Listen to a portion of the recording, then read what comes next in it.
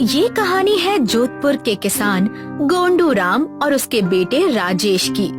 गोंडू राम सालों से खेती करता, लेकिन कुछ सालों से उससे खेती में नुकसान हो रहा था। लेकिन इस सब के बावजूद वो इस मुश्किल का डट कर सामना करता, क्योंकि उसे लगता कि उसका पढ़ा लिखा बेटा राजेश इस समस्या का हल निकालेगा। किंतु वो खेती से नफरत करता था। अरे राजेश बेटा, जरा खेत पर आजा, बैल को पानी पिला दे। 2 घंटे से हल चला रहा हूँ, अकेले हो नहीं पा रहा। पापा, मैं क्यों आऊं? मुझे तो खेती करनी ही नहीं। ये सब अब पुरानी बात हो गई। मोबाइल पर देखिए, लोग ऑनलाइन पैसे कमा रहे हैं। आप अभी भी मिट्टी में उलझे हुए हैं। बेटा, ये वही मिट्टी है जिसमें तेरा बचपन गुजरा है। जब तू स्कूल गया, तेरी फीस भरी, तेरी माँ ने दाल रोटी खिलाई, वो सब इसी खेत से आया। तो फिर क्या मिला आपको? खेत में दिन रात मेहनत करने के बाद भी नुकसान पे नुकसान। किसान होना मतलब गरीब रहना। मैं ये सब नहीं कर सकता। तभी बब्बा, गांव के बुजुर्ग, आंगन में आ जाते हैं। वो राजेश की बातें सुन लेते हैं। हाँ हाँ राजेश बेटा, बात तो तुम्हारी सही है वैसे, लेकिन एक बात कहूँ, खेती सिर्फ खेतों का काम नहीं, ये देश का भविष्य है। तुम पढ़े लिखे हो, अगर तुम कुछ नया करो, कोई प्रयोग करो, तो इस गांव की तकदीर बदल सकती है। लेकिन बाबा, मैं अकेला क्या करूंगा? सारी दुनिया तो इस राह पर नहीं जा रही ना। दुनिया जब जब भटकी है, किसी एक ने ही रास्ता दिखाया है। तुम अपने पिता की मेहनत को व्यर्थ मत समझो। जिस दिन तुम इस मिट्टी को समझोगे, उसी दिन तुम्हें इसकी असली ताकत का एहसास होगा। और रही बात तुम्हारी, तो तुमने तो विज्ञान की पढ़ाई की है, तुम इसका जरूर कोई हल निकाल सकते हो। तो कुछ ऐसे विचार थे राजेश के खेती को लेकर। दरअसल राजेश ने बचपन से देखा था कि उसके पिता की मेहनत के बाद भी कर्ज चुकता नहीं होता। मौसम कभी धोखा देता तो कभी व्यापारी। ऐसे में वो सोचने लगा कि खेती गरीबों का काम है, और उसका सपना था शहर में जाकर कुछ बड़ा करने का, जिसमें उसकी भी कोई गलती नहीं थी। अपने पिता को रोज हारता हुआ देख वो क्या ही खेत में रुचि लेता। हे भगवान, मुझे आशीर्वाद दीजिए कि मेरी जल्दी ही किसी बड़ी वैज्ञानिक कंपनी में नौकरी लग जाए, ताकि मैं बड़ा आदमी बन सकूं और मेरे माँ बाप का पालन पोषण कर सकूं। पापा से तो मैं कह कहकर थक गया कि छोड़ दीजिए ये खेती वेती, लेकिन वो मेरी बात सुनते ही नहीं। कितना भी कह लो, यही कहते रहते हैं कि ये सब मेरा सपना है, मुझे गांव वालों का भला करना है। लेकिन ये सब मुमकिन नहीं है। अब मैं उनको ऐसे हालातों में और नहीं देख सकता। बस जल्दी से मेरी जो कामना है उसे पूरा कर दीजिए भगवान जी, पूरा कर दीजिए। राजेश कई महीनों से शहर के बड़े बड़े दफ्तरों में अपना रिज्यूमे भेज रहा था। हर हफ्ते इंटरव्यू देता, लेकिन हर बार जवाब वही, हम आपको कॉल करेंगे, और फिर कॉल नहीं आता।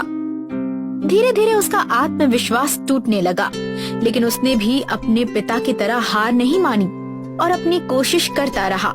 लेकिन एक रात तेज बारिश में आसमान से गिरी बिजली सीधा गोंडू राम के खेत में आ लगी। पल भर में सूखी घास और फसल जलने लगी, लपटें उठी, धुआं फैल गया।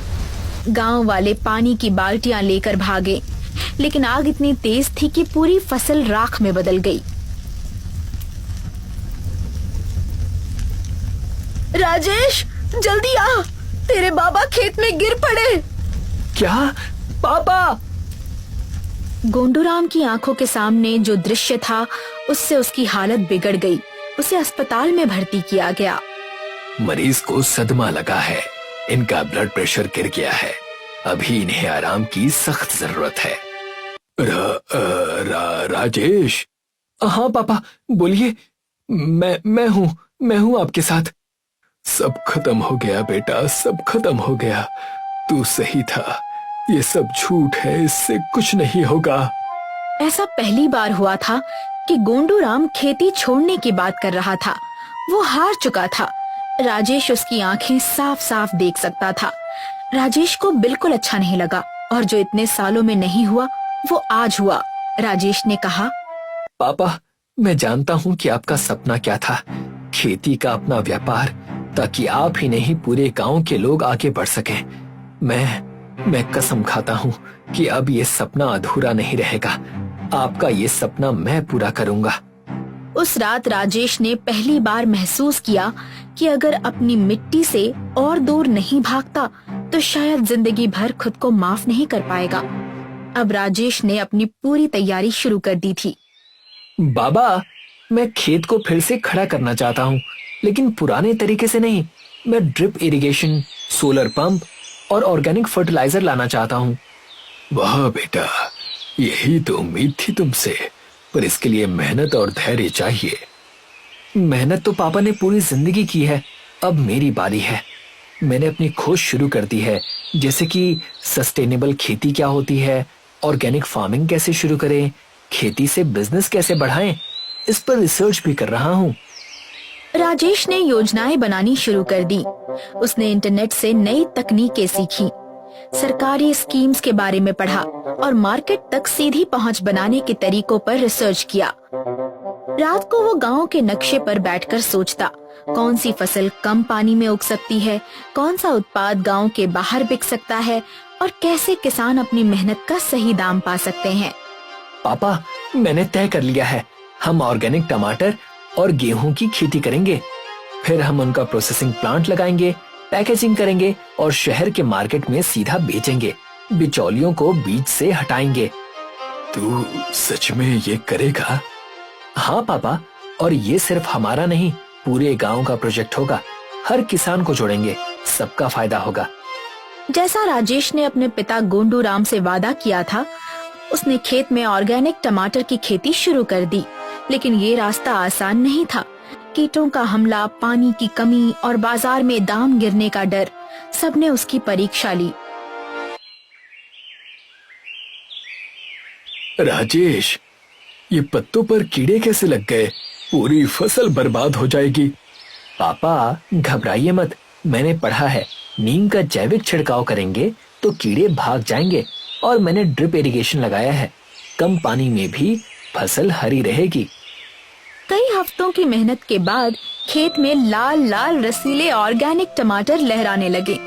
राजेश यहीं नहीं रुका, उसने पैकेजिंग यूनिट लगाई और सीधे शहर के होटल्स और दुकानों को टमाटर सप्लाई करना शुरू किया, जिससे गांव वालों को रोजगार भी मिला। राजेश बेटा, तुम्हारे काम से तो गांव के कई लोगों को रोजगार मिल गया है। ये सिर्फ मेरा नहीं, हम सबका काम है। जितना हम साथ देंगे उतना ही गांव आगे बढ़ेगा। आज गोंडू राम और राजेश ऑर्गेनिक टमाटर के सफल व्यापारी हैं। उनके घर में अब चिंता की जगह संतोष है और उनकी मेहनत से गांव के कई परिवार भी खुशहाल हो गए हैं।